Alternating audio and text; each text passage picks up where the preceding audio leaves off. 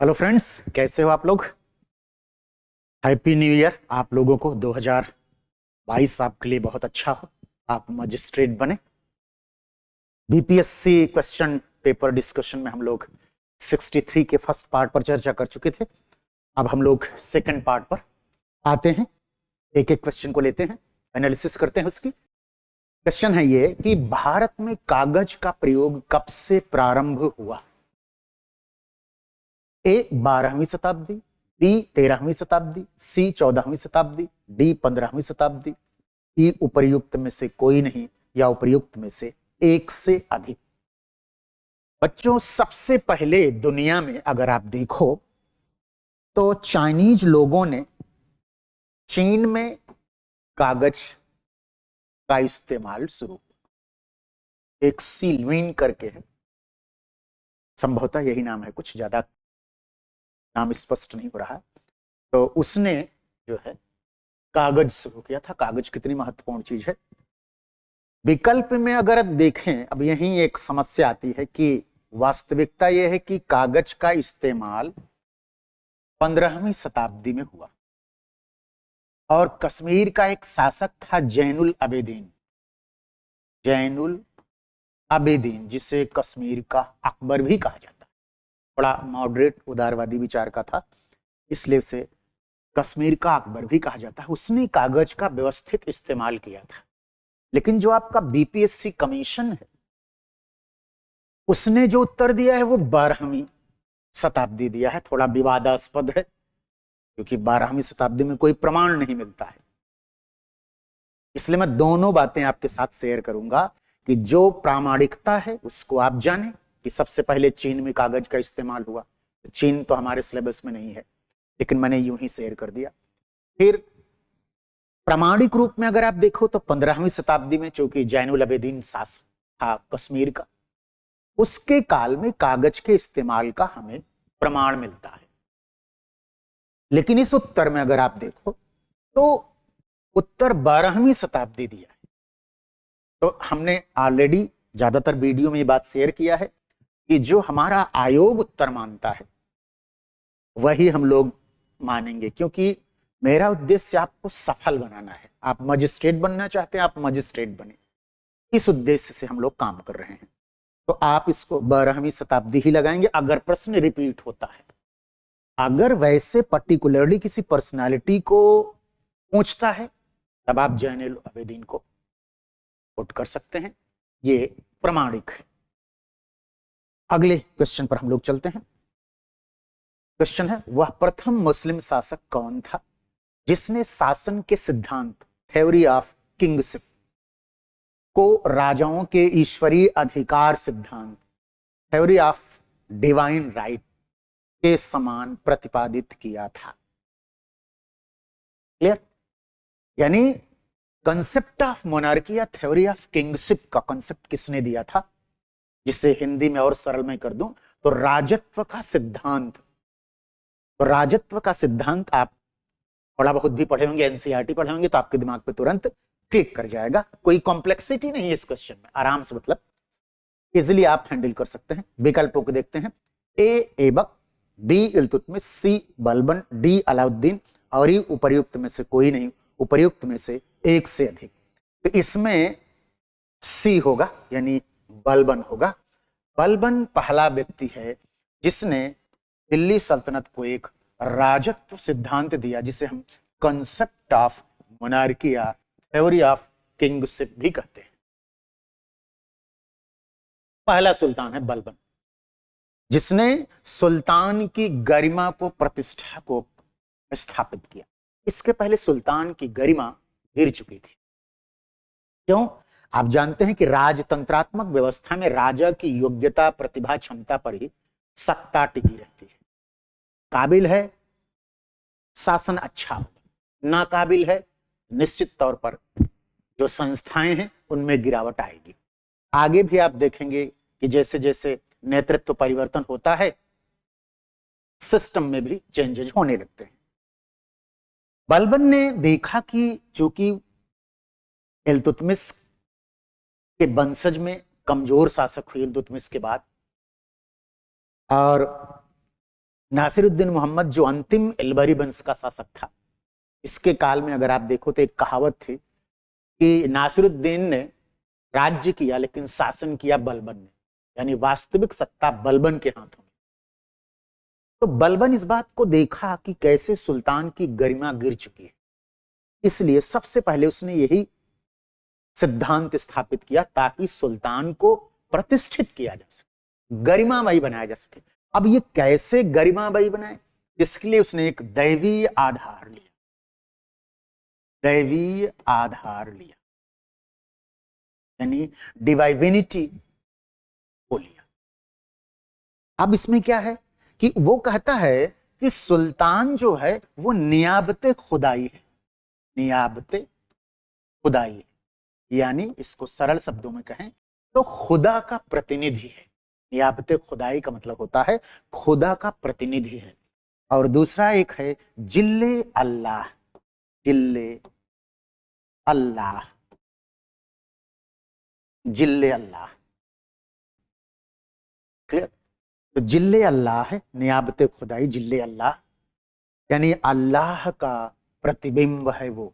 अब आप सोचिए कि अगर हम सुल्तान को एक दैवीय आधार दे देंगे तो आम लोगों में या शासक वर्ग में जो है, प्रशासक वर्ग जो है, उसके अंदर भी एक फेथ, एक सम्मान की धारणा विकसित होगी।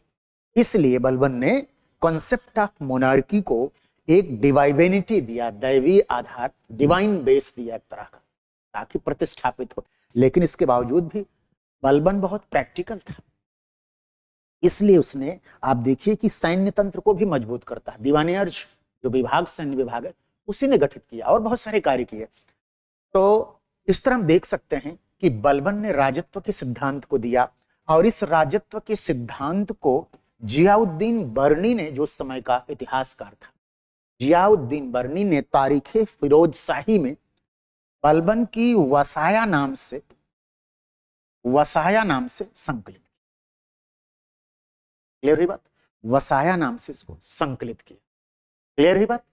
अब इसको आप ध्यान रखेंगे। अच्छा, एक चीज ये भी है, थोड़ी सी अगर मैं एनालिसिस और करूं, यद्यपि ज्यादा विश्लेषण का स्कोप नहीं है, राजत्व के बारे में वो अपने पुत्र बुगरा खां को भी बताता है, किसी कोई मामूली कार्य मत समझो, बहुत महत्वपूर्ण कार्य है और ईश्वरीय कृपा से ये मिलता है, इसलिए आप कर्तव्य बोध के तहत काम करो, तो ये महत्वपूर्ण माना जाता है।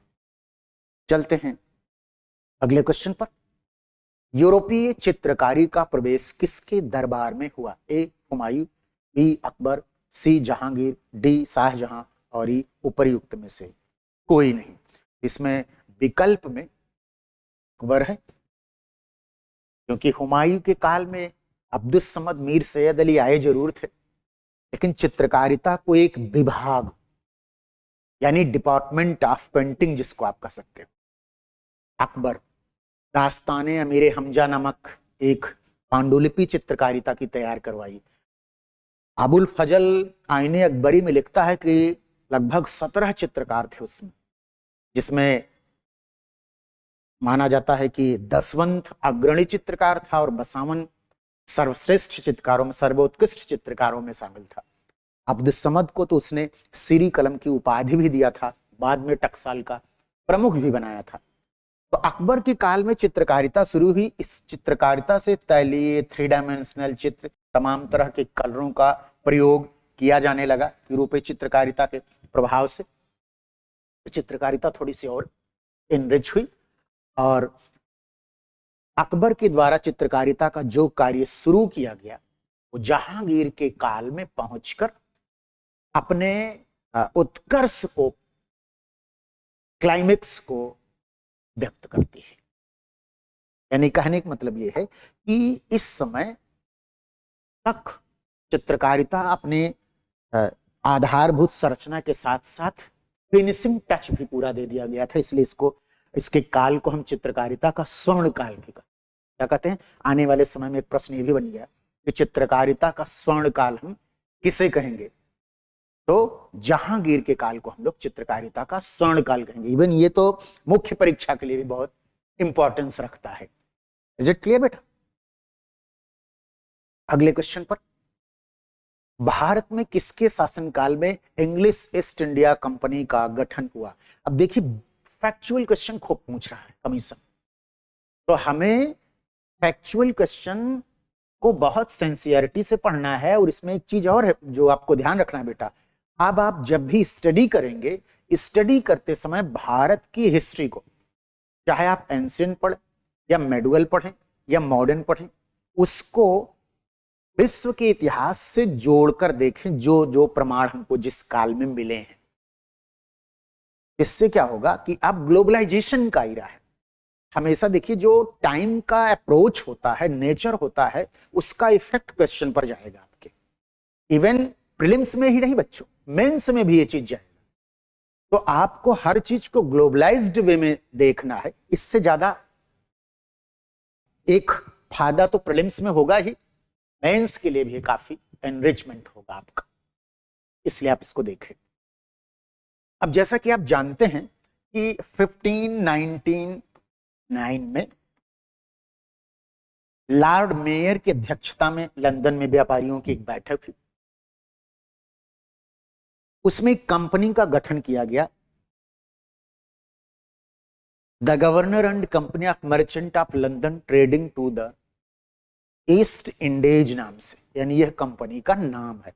अच्छा, ये नाम भी आपको याद रखना है बच्चों। आप देखिए, इसने इंग्लिश ईस्ट इंडिया कंपनी नाम दे दिया। अब आप कहोगे तो मैं अगर इसकी समीक्षा करूं तो आपको बड़ा मजा आएगा कि गुरुजी वास्तव में ये तो आपने बहुत सही पकड़ा।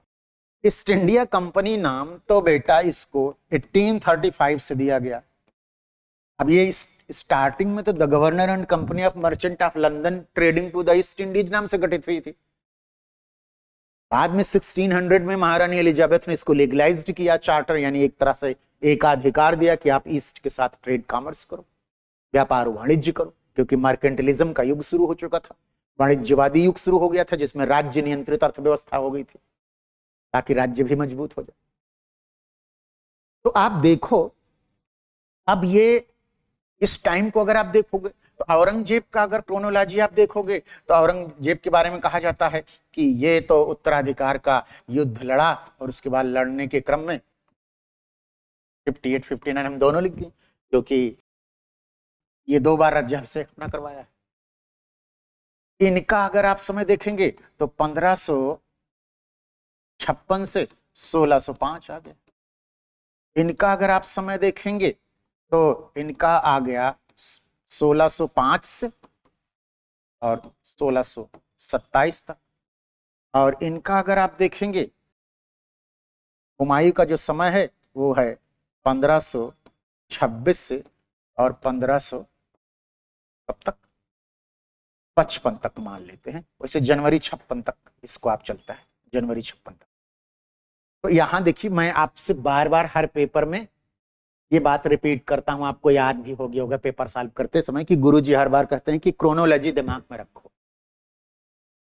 तो क्रोनोलॉजी अगर आप रखेंगे तो उससे क्या होगा कि चीजें क्लियर हो जाएंगी कि अच्छा इसमें क्या है। अब देखो, 1599 में इंग्लिश ईस्ट इंडिया कंपनी का गठन हुआ भारत में किसके शासनकाल में?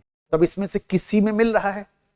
किसी में भी नहीं मिल रहा, क्योंकि ये सब 1500 यानी 1600 आ गए, सॉरी 1599 किस में मिल रहा है, किस में मिल रहा है? इसको कैलकुलेट करो आप, 1599 को कैलकुलेट करो, सीधे आपके पास क्या जाएगा विकल्प? अकबर चला जाएगा, क्योंकि यही आ रहा है ना, 1556 से 1656 तक। ठीक, क्रोनोलॉजी मैंने सबके लिख दिया। 1599 में अकबर का काल आ रहा है, तो अकबर आंसर हो गया, यानी बी हो गया सही आपका। इंग्लिश ईस्ट इंडिया कंपनी का गठन क्लियर हो गया 1599 ईस्वी में। आपको याद हो अगर, तो इंग्लिश ईस्ट इंडिया कंपनी ने अपना जो दूत भेजा था जिसका नाम था कैप्टन हॉकिंस। कैप्टन हॉकिंस पत्र जो लेकर आया था वो अकबर के नाम का लेके आया था, लेकिन तब तक अकबर की मृत्यु हो चुकी थी। उस समय इतना कम्युनिकेशन डेवलप था नहीं, बाद में वो जहांगीर से मिला। इसको इस तरह से भी आप देख सकते हैं। आने वाले समय में क्या हो सकता है कि ईस्ट इंडिया कंपनी का राजदूत किसके नाम से पत्र लेकर आया था? ये भी एक प्रश्न बन गया। क्लियर हो गया? अब एक और प्रश्न क्या बन सकता है कि किसके काल में ईस्ट इंडिया कंपनी का पहला राजदूत आया था? नाम में अकबर है, काम में जहांगीर है, ये भी ध्यान रखेंगे आप। आने वाले समय में डायमेंशन को डेवलप करो, यही तो प्रिपरेशन का होता है ना, कि जैसे कमीशन जहां तक पहुंच रहा है उससे में एक कदम आगे चले। प्रिपरेशन की ये लेवल होनी चाहिए ताकि जिस बार बैठे आप उसी बार फाइनल हो जाए। तो जब कैलकुलेट करेंगे तो अकबर आ जाएगा, इसमें अकबर सही है। अगला क्वेश्चन, विजयनगर साम्राज्य का अवशेष कहां मिलता है? ए बीजापुर, बी गोलकुंडा, सी हम्पी, डी बड़ौदा और यू उपर्युक्त में से कोई नहीं, उपर्युक्त में से एक से अधिक। इसमें विकल्प क्या होगा? सी यानी हम्पी। हम्पी आज की तारीख में कहां है? हम्पी कर्नाटका में है। विजयनगर आप जानते हैं, विजयनगर साम्राज्य की स्थापना किसने किया था? विजयनगर साम्राज्य की स्थापना 1336 ईस्वी में हरिहर और बुक्का ने किया था। हरिहर एवं बुक्का ने किया था। हरिहर एवं बुक्का ने किया था। क्लियर? तो इस तरह से आप देखें कि हरिहर और बुक्का कैसे, जब इनको बंदी बनाकर मोहम्मद तुगलक दिल्ली ले गया, दिल्ली में इनसे इस्लाम कबूल करवाया और उसके बाद कहा कि आप जाओ दक्षिण और वहां सल्तनत का विस्तार करो, संगठित करो। यहां दोनों आए और इनके गुरु थे विद्यारण्य। इनके गुरु का नाम था विद्यारण्य और विद्यारण्य के प्रभाव से इनका शुद्धिकरण हुआ, यानी फिर से ये हिंदू बने और इन्होंने 1336 में विजयनगर साम्राज्य की स्थापना कर दी, जो दक्षिण भारत में कृष्णदेवराय के काल में, जिसे आंध्र भोज भी कहते हैं, अपने चरमोत्कर्ष पर पहुंचा। और बाद में 1565 में बन्नीहट्टी राक्षस तंगड़ी तालीकोटा, 3 नाम है इसके, ये भी ध्यान रखेंगे बेटा आप। इस युद्ध में बहमनी साम्राज्य से टूटी हुई सल्तनतों ने मिलकर के बरार को छोड़कर शेष 4, गोलकुंडा, अहमदनगर, बीजापुर और बीदर मिलकर के विजयनगर को जला दिया। फिर महात्मा गांधी ने भारतीय राष्ट्रीय कांग्रेस के किस अधिवेशन की अध्यक्षता की? ए 1922, बी 1924, सी 1928, डी 1930।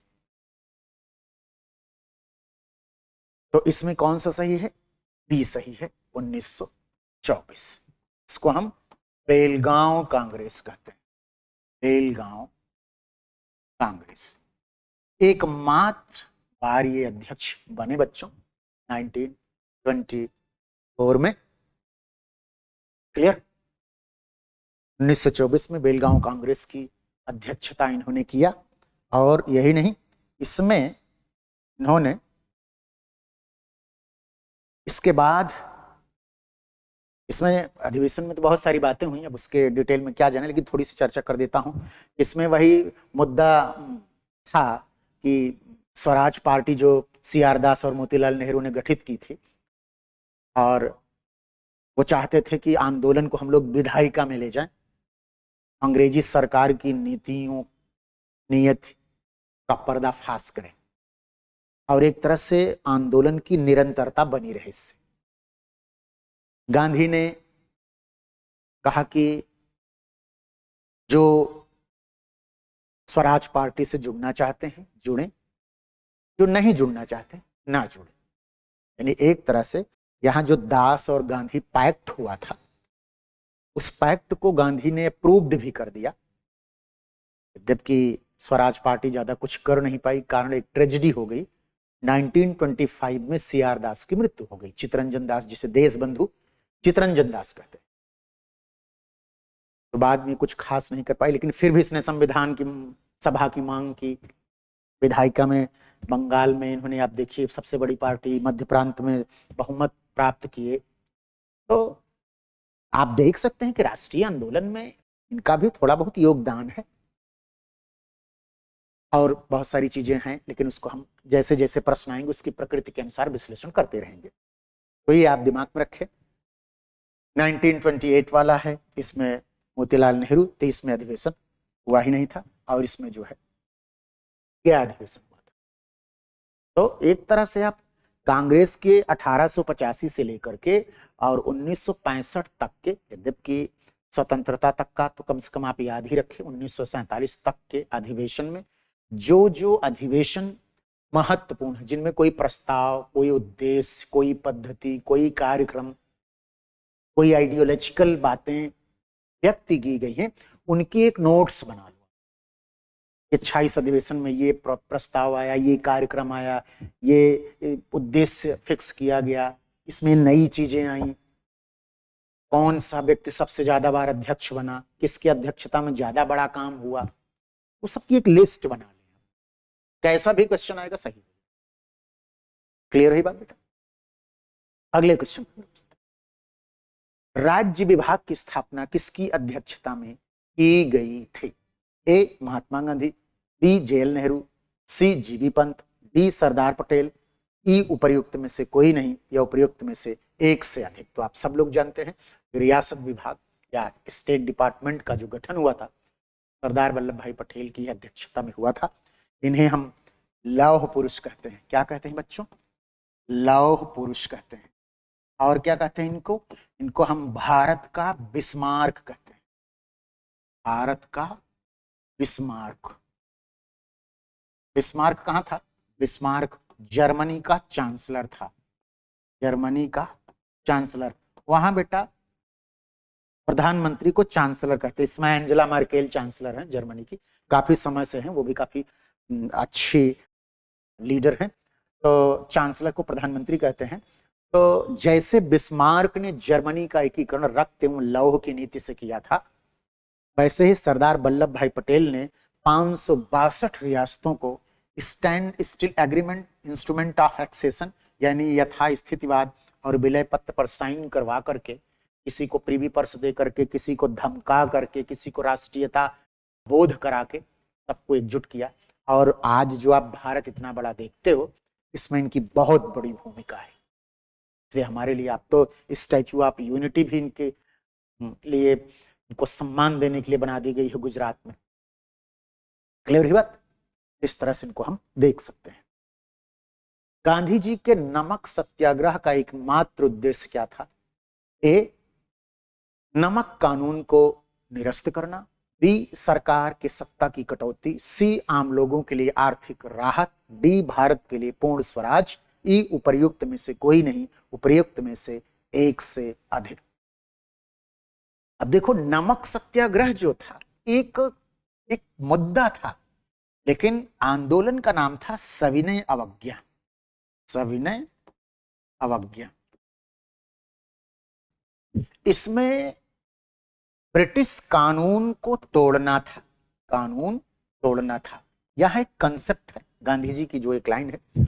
गांधी जी कहते थे कि सबसे बड़ा ईश्वरीय कानून है। कौन सा कानून है?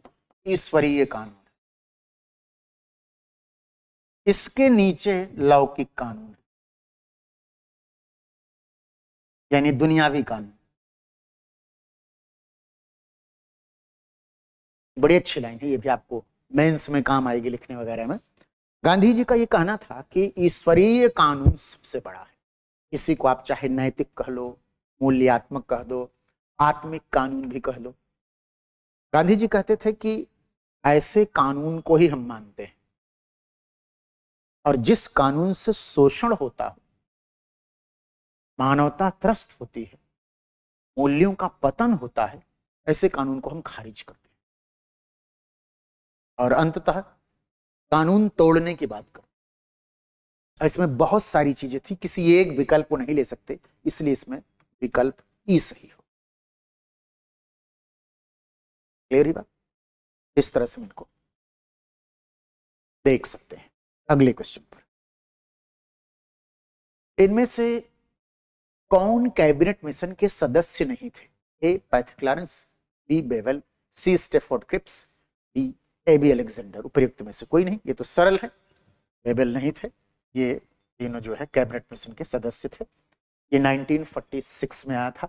इसी के आधार पर आप डिटेल में पढ़े होंगे, संविधान सभा का गठन हुआ, जवाहरलाल नेहरू की अध्यक्षता में एक अंतरिम सरकार बनी।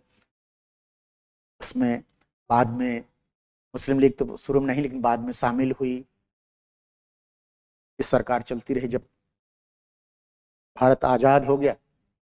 हाँ, एक और खास बात थी कि इसने एक तरह से देखो आप तो पृथक पाकिस्तान की मांग को खारिज कर दिया।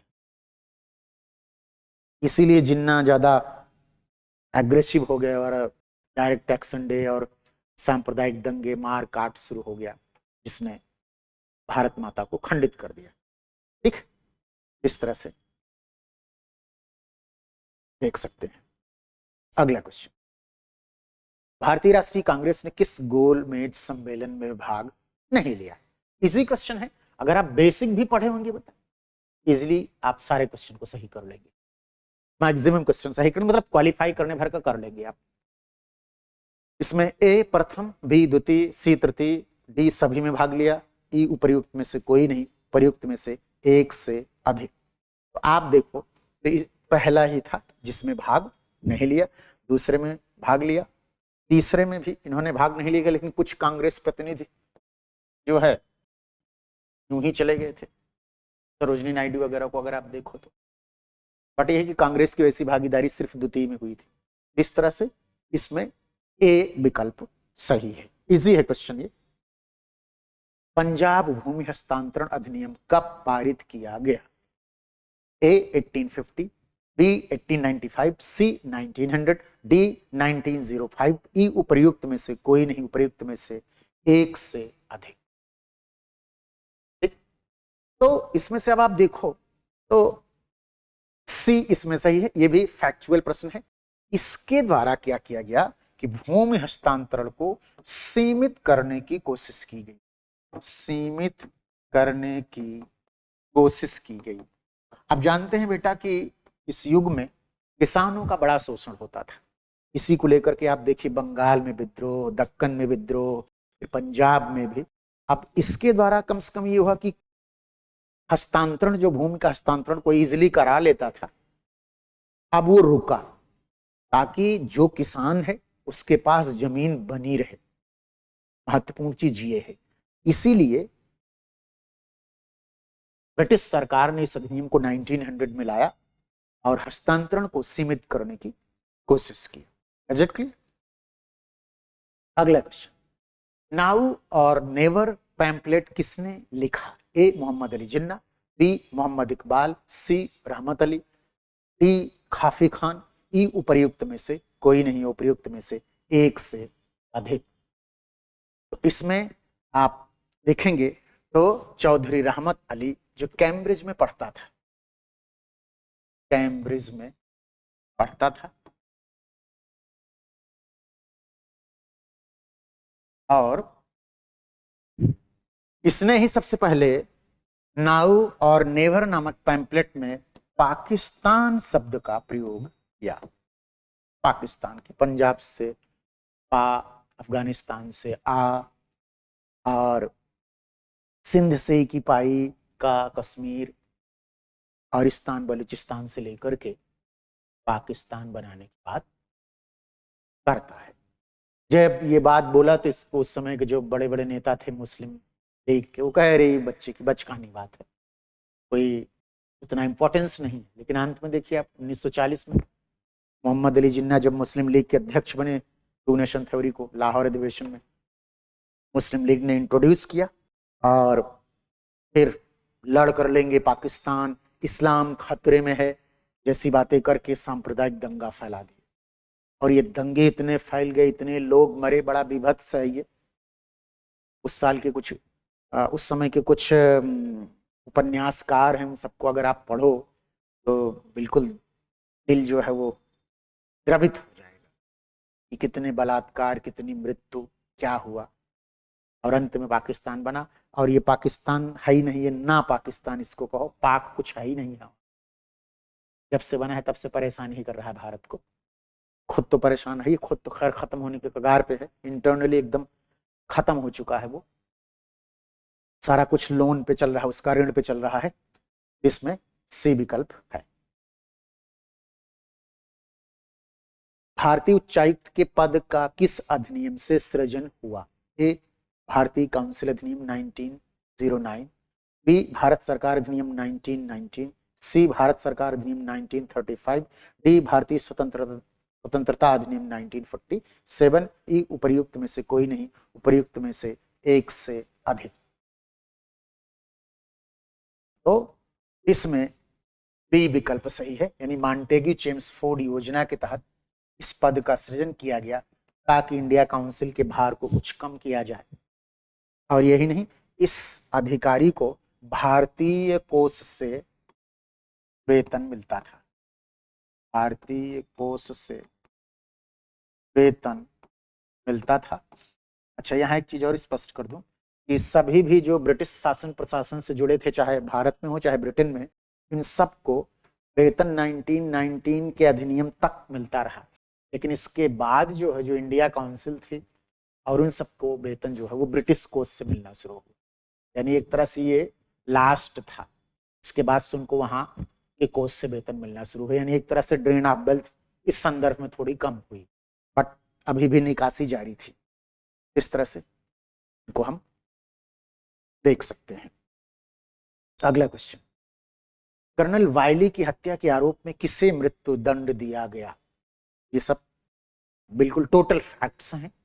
थोड़ा सा भी एक बार क्रांतिकारी मूवमेंट वगैरह गो थ्रू हो जाएंगे, आप इजिली सही कर लेंगे। तो इसमें ए विकल्प मदन लाल ढींगरा, बी उधम सिंह, सी भगत सिंह, डी मनमथ नाथ, और ई उपयुक्त में से कोई नहीं, जिसमें मदन लाल ढींगरा जो खुद इंग्लैंड गए और वहीं उसको मारे, बाद में इनको हैंग कर दिया गया। तो ये भी क्रांतिकारी, हमारे क्रांतिकारी हीरो हैं ये, जिन्होंने अपने जीवन का बलिदान किया देश के लिए, देश की आजादी के लिए। उधम सिंह, आप जानते हैं ये उधम सिंह वही है जो, ये भी एक शेर, भारत माता का एक वीर सपूत है, जिसने जाकर के जनरल डायर को मारा था, क्योंकि इसी के कारण जलियांवाला बाग हत्याकांड हुआ था। भगत सिंह आप जानते हैं, बहुत बड़ी पर्सनालिटी, ये भी एक क्रांतिकारी। इस तरह से इनको हम देख सकते हैं। अगला क्वेश्चन, इंपीरियल कैडेट कॉर्प्स की स्थापना किसने की? A Lord Minto, B Lord Curzon, C Lord Lytton, D Lord Ripon, E उपर्युक्त में से कोई नहीं। तो इसमें लॉर्ड कर्जन है। ये लगभग 1901 में स्थापित हुई बच्चों, और ये एक सैन्य प्रशिक्षण था, सैन्य प्रशिक्षण था, यानी सैनिकों को प्रशिक्षित किया जाए ताकि हमारा सैन्य तंत्र जो है वो दक्ष रहे। तो सैन्य प्रशिक्षण के लिए ये चीज शुरू किया था लॉर्ड कर्जन ने। इस तरह से इनको हम देख सकते हैं। राजेंद्र प्रसाद ने किसे पाकिस्तान का जन्मदाता माना है? A Mohammad Jinnah, B Lord Mountbatten, C Lord Minto, D Liaquat Ali Khan, और ई उपर्युक्त में से कोई नहीं। इसमें इन्होंने लॉर्ड मिंटो को, क्यों? क्योंकि लॉर्ड मिंटो ने, जो गवर्नर जनरल था, लॉर्ड मार्ले जो राज्य सचिव था, उसको एक पत्र लिखा था। इस जो है 1909 के पार्लियामेंट्री रिफॉर्म्स में एक खास बात, उसका जो कोटेशन है मैं शेयर करूं। लॉर्ड मिंटो लिखता है कि हम नाग के दांत बो रहे हैं। हम आने वाले समय में ये प्रश्न आपसे पूछा जा सकता है, भविष्य का ये टफ क्वेश्चन हो जाएगा। कोटेशन बेस्ड क्वेश्चन टफ होते हैं, अगर आप पढ़े हैं तो इजी है, नहीं पढ़े हैं तो टफ है। तो मिंटो कहता है हम नाग के दांत बो रहे हैं जिसका परिणाम बहुत भीषण होगा। और उसने 1909 के अधिनियम के तहत मुसलमानों को पृथक निर्वाचन दे दिया। इस पृथक निर्वाचन में मुस्लिम प्रतिनिधि के निर्वाचन के लिए मतदान भी सिर्फ मुस्लिम करेंगे। देखिए आप, डिवाइड एंड रूल को कैसे कॉन्स्टिट्यूशनलाइज्ड कर दिया, संवैधानिक आधार दे दिया, एक तरह संस्थागत स्वरूप दे दिया। और उसके बाद फिर चीजें होती रहीं। कांग्रेस ने भी गलती की, 1916 के लखनऊ पैक्ट में इसने एक्सेप्ट कर लिया। बहुत बड़ी भूल थी कांग्रेस की। और लास्टली आप देखिए अंत में भारत का विभाजन हो गया। इस तरह से इसमें लॉर्ड मिंटो सही है। अगला क्वेश्चन, सती को गैर कानूनी किसने घोषित किया? A Warren Hastings, B William Bentinck, C Cornwallis, D Curzon, E उपर्युक्त में से कोई नहीं। तो लॉर्ड विलियम बेंटिंग ने घोषित किया था गैर कानूनी। 1929 के नियम नंबर 17 में, ये याद रखना। अब ऐसे आएगा, ये नहीं आएगी, ये तो इजी हो गया, घिस गया क्वेश्चन। ये बेटा आपके दिमाग में होना चाहिए कि कौन से नंबर से आया। तो ये 17वें से इसको गैर कानूनी घोषित किया गया। संवाद कौमुदी नामक पत्र के माध्यम से राजा राम मोहन राय ने सती प्रथा का समापन हो, सती प्रथा का अंत हो, गैर कानूनी घोषित हुई। इसके लिए बहुत लंबा आंदोलन चलाया उन्होंने, और अंत में विलियम बेंटिंग के सहयोग से इसको उन्होंने समाप्त करवाया। बाद में 1930 में पूरे देश में इसको लागू कर दिया गया। अगला क्वेश्चन, निम्न में से किस देसी रियासत को अंग्रेजों ने अपने क्षेत्र में नहीं मिलाया था? ए सिंध, बी ग्वालियर, सी अवध, डी सतारा। उपयुक्त में से कोई नहीं, तो ग्वालियर है। आप देखो लॉर्ड कैनिंग क्या कहता है कि ग्वालियर के सिंधिया और भोपाल के नवाब यदि विद्रोह में शामिल हो गए होते तो हम दूसरे दिन बोरिया बिस्तर बांधकर ब्रिटेन चले गए होते। ये इस बात को मैं कई बार रिपीट कर चुका हूं, आपके दिमाग में बैठ गया। इवन देसी रियासत जो अंग्रेजों के समर्थक रहे विद्रोह के दौरान, उनको तरंग में प्रतिरोध के रूप में व्यक्त किया कि ये कैसे हमारी सुरक्षा की है। तो ग्वालियर है। सिंध का तो अगर आप देखिए 1843 में लॉर्ड एलनबरो के काल में 1843 में सिंध का विजय चार्ल्स नेपियर ने किया था। 1856 में मिस रूलिंग कुशासन के आधार पर जो है वाजिद अली शाह नवाब थे, उनको हटाकर जो है अवध का विलय कर लिया गया। और इसको 1848 में डॉक्ट्रिन ऑफ लैप्स के तहत डलहौजी ने, ये पहला राज्य है जिसका विलय किया, पहला राज्य। क्लियर है? इस तरह से इनको हम देख सकते हैं। 1921 का मोपला विद्रोह कहां हुआ था? ए असम, बी केरल, सी पंजाब, डी बंगाल, ई उपर्युक्त में से कोई नहीं। तो ये केरल में हुआ था। अली मुसलियार जैसे जो है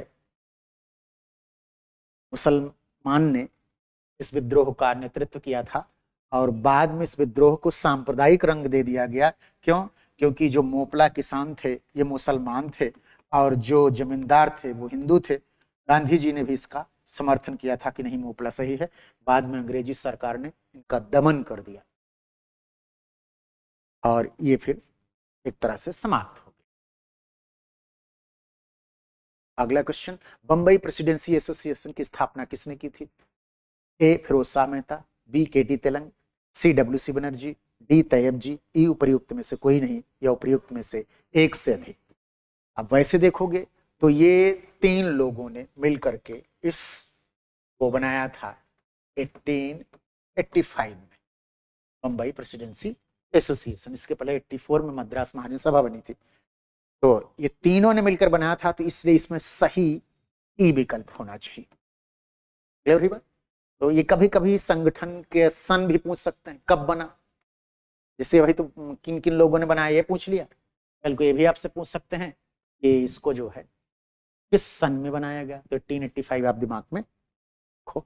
अगला क्वेश्चन, बंगाल विभाजन की घोषणा कब की गई है? 19 जुलाई 1905, सी 7 अगस्त 1905, सी 15 अगस्त 1905, डी 16 अक्टूबर 1905। प्रयुक्त में से कोई नहीं। तो विभाजन की जो घोषणा है वो बेटा 16 जुलाई को, 7 अगस्त को टाउन हॉल में कलकत्ता में इसके लिए विरोध व्यक्त किया गया, और 16 अक्टूबर 1905 को विभाजन लागू किया गया, जिसके विरोध में आप देखिए स्वदेशी आंदोलन शुरू हुआ। और इस दौरान बहिष्कार, स्वराज, स्वदेशी, राष्ट्रीय शिक्षा जैसे महत्वपूर्ण मुद्दे आए। बंगाल विभाजन एक महत्वपूर्ण जो है आंदोलन के रूप में जाना जाता है। पहली बार महिलाएं इस आंदोलन में भाग ली।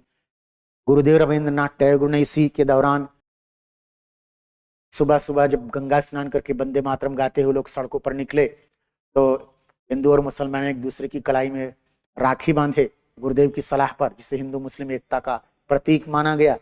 और उसके बाद फिर ये आंदोलन बहुत चला। इस दौरान क्रांतिकारी गतिविधियां भी बहुत तेजी से घटित हुई। तो इस तरह से हम देख सकते हैं बच्चों की यह विभाजन राष्ट्रीय आंदोलन को मजबूत करने में एक महत्वपूर्ण भूमिका निभाई, लेकिन इसने भारतीय राजनीति में एक तरह से डिवाइड एंड रूल को भी बढ़ावा दिया। इस रूप में इसको देख सकते हैं। भारत में स्वदेशी आंदोलन किस दौरान हुआ? ए गांधी जी का चंपारण सत्याग्रह, बी बंगाल विभाजन के विरुद्ध आंदोलन, सी रोलट एक्ट के विरुद्ध, डी असहयोग, ई उपयुक्त में से कोई नहीं, उपयुक्त में से एक से अधिक। जो मैंने व्याख्या की बच्चों उसी को इसने एक प्रश्न बना के और पूछ लिया। तो चीजों को जब किसी चीज को इन टोटलिटी आप समग्रता में पढ़ेंगे तो बहुत इजीली आपको सारे क्वेश्चन सही हो जाएंगे और उससे मेंस का भी बहुत अच्छा आंसर लिख लेंगे। अब जब आप बंगाल विभाजन पूरा डिटेल में पढ़ लेंगे, कौन कहाँ कैसे नेतृत्व किया, तिलक ने नेतृत्व किया अपनी बेटी केतकर के साथ, है सैयद हादा दिल्ली में किए, और जो है अजीत सिंह लाला लाजपत राय पंजाब में किए, बंगाल में बहुत सारे लोगों ने किया, तो आप कैसा भी क्वेश्चन पूछेगा इजीली आप बता लेंगे।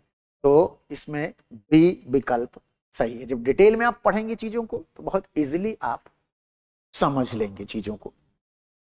ठीक है, इस तरह से इन प्रश्नों को कोशिश ये करो कि जब भी किसी प्रश्न को आप हल करो तो उससे रिलेटेड सारे क्वेश्चन को हल कर डालो, जिससे सारी चीजें क्लियर हो जाए। बंगाल विभाजन अपने आप में एक माइलस्टोन टाइप का है।